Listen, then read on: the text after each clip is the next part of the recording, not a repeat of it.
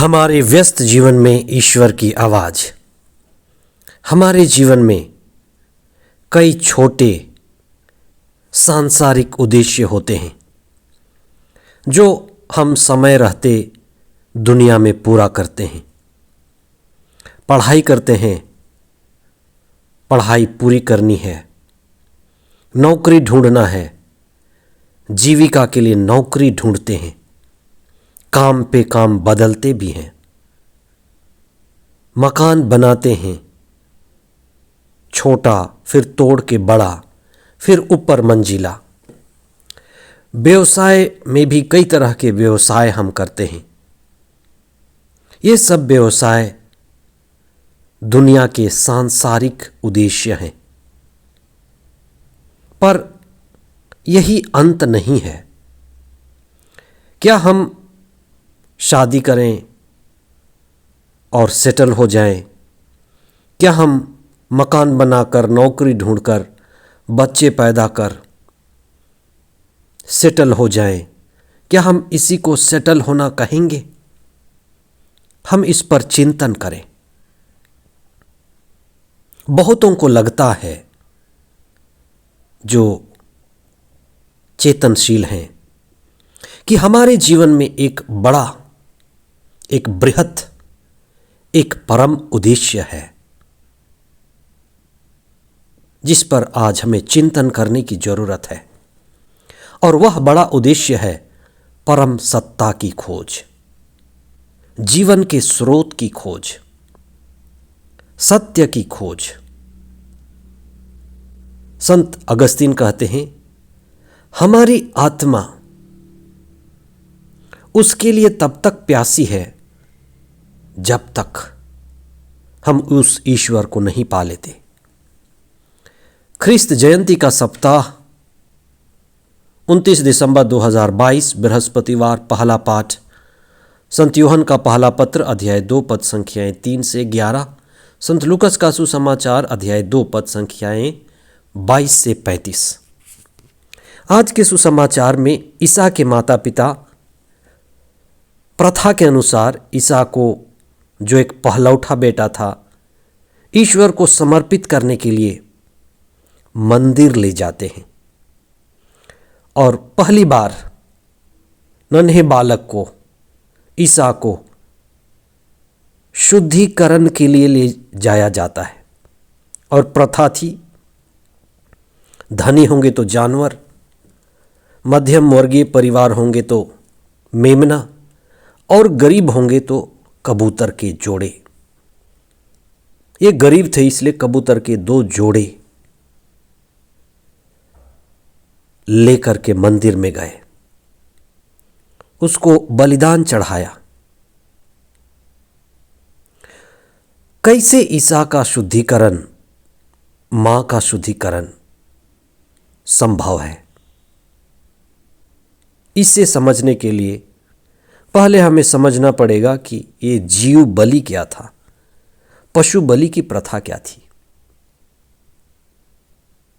आज के संदर्भ में हमें और भी गहरे और व्यवहारिक और आत्मा प्रदत्त प्रज्ञा की जरूरत है, जिससे हम इन जीव बलि, पशु बलि के रहस्य को समझ सके। पहली बात तो यह कि ये प्रथा बताती है कि ईसा पूरी तरह से हम मनुष्यों के बीच आए और हमारे जैसे ही जीवन की प्रथाओं को आगे बढ़ाया या उससे अधिक महत्वपूर्ण और अर्थपूर्ण बनाया। पशु बलि का अर्थ या जीव बलि का अर्थ है हमारे अंदर की पशुता को खत्म करना। पशुता अगर खत्म हो जाए तो हमारी मुक्ति आसान हो जाती है, प्रेम उत्पन्न होता है। यही प्रथम उद्देश्य रहा है। ईसा में कैसे पशुता आ सकती है कि उसको पशु बलि की जरूरत पड़े? उन्हें बपतिस्मा भी क्यों चाहिए? क्योंकि वे हमारी तरह प्रक्रिया से गुजरे। जरूरी नहीं थी, फिर भी गुजरे। सबसे महत्वपूर्ण बात है सिमोन का बालक यीशु और उसके माता पिता से मिलने की बात। सिमोन के बारे में सबसे पहली बात हम कह सकते हैं कि सिमोन एक दृष्टा था, भविष्य बताने वाला था। इसका मतलब यह भी है कि वो धर्मी व्यक्ति था, आत्मापूर्ण व्यक्ति था, मंदिर में ही रहता था, आदर्श व्यक्ति था। वह एक संकेत भी है और प्रतीक भी है। उसका बुढ़ा होना पुराने इस्राएल की पहचान है, प्रतीक है कि जिस तरह से इस्राएल अपनी मुक्ति की राह देख रहा था, सिमियोन उसी वृद्ध इस्राएल की भांति है। समय बीतते गुलामी की जंजीरों से जकड़े इस्राएल की मुक्ति की प्रतीक्षा पूरा होना बड़े हर्ष और आनंद का विषय है।